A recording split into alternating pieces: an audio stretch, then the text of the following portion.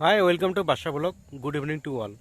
আজকে মুই আসং এই যে বিটিএডির এরিয়ার সারেশ্বর নদী। এই দেখুন মোর পিছলে নদীটা, এই দেখুন নদীর পর কত সুন্দর সিনটা।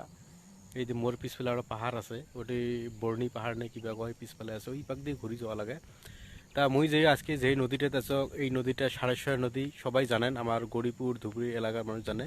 এই নদীর মাছের জন্যে বহুত মানুষ পাগলা। এই নদীর ধুবড়ি গড়িপুর চরিমার আমার যেটা লোকাল এরিয়াছে, এই নদীর মাছকে সবাই বিক্রি করে। এই নদীর মাছ খেলে এক গেলে খেলে 2 কিলোমিটার, সবাই জানেন। এই নদীটার নাম হচ্ছে সারেশ্বর নদী। আজকে এই সারেশ্বর নদীর সঙ্গে দেখুন সিনারিটা কত সুন্দর। দেখো নদীর পর শস্যের বাড়ি ফুলটা, আর গরুটার কি সুন্দর করে দেখিয়েছে, গরুটা কত সুন্দর সিনারিটা। ইয়েতে বগা টগা আছে। এখানে একটা আমার এটি একটা বহুত একটা বস্তু বানবা চাইছিল গভর্নমেন্ট থেকে পুকুর পাল সংরক্ষণ হবে, কিন্তু কিবা কারণত হইল না। তা এই ভিডিওটা দেখি দেখেন, মুই আজকে নদীটার ফুল ভিডিওটা দেখেন, ভিডিওটা দেখি।